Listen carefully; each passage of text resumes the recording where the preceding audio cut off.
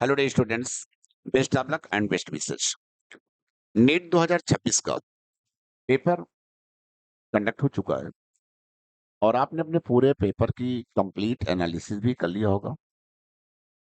आपके कितने मार्क्स आ रहे हैं ये भी आपने लगभग चेक कर लिया है। अब हम करते क्या है कि जो आपके मार्क्स आ रहे हैं उसके बेसिस पे मैंने क्या किया कि एक ऑल इंडिया रैंक का प्रेडिक्शन कर रखा है। यानी किस मार्क्स पे लगभग क्या ऑल इंडिया रैंक बनेगी इसका प्रेडिक्शन हमने प्रीवियस ट्रेंड को लेते हुए स्टूडेंट्स से इंटरेक्शन करके एक ट्रेंड बनाया है।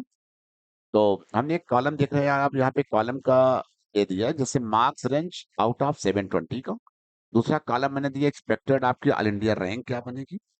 तीसरा आपका एडमिशन प्रोस्पेक्ट्स क्या है, यानी कहाँ कहाँ आपको एडमिशन मिल सकता है।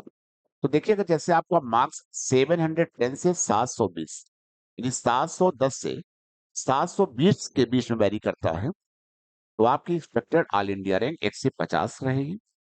जो एडमिशन प्रोस्पेक्ट्स है सभी टॉप स्टेट्स के गवर्नमेंट कॉलेज आपको मिल जाएंगे, एम्स मिल जाएगा।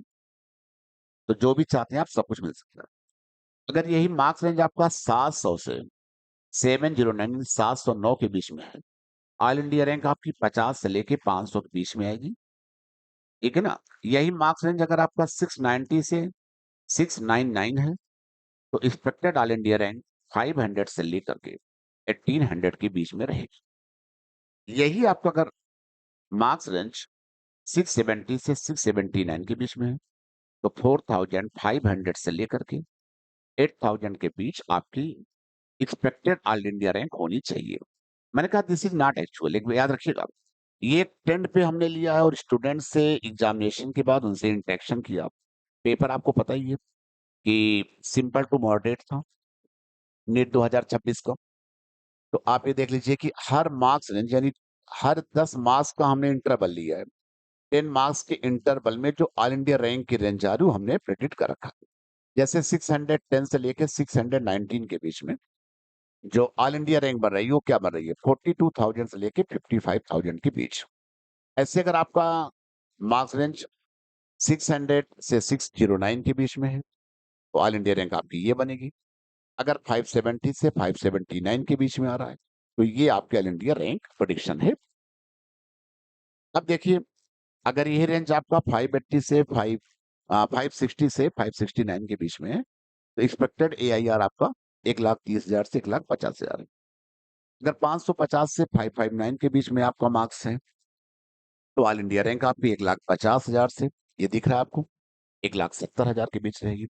यही रेंज अगर 520 से 529 के बीच में आ रहा है तो आपकी जो ऑल इंडिया रैंक आ रही है 2,15,000 से 2,40,000 के बीच में आएगी।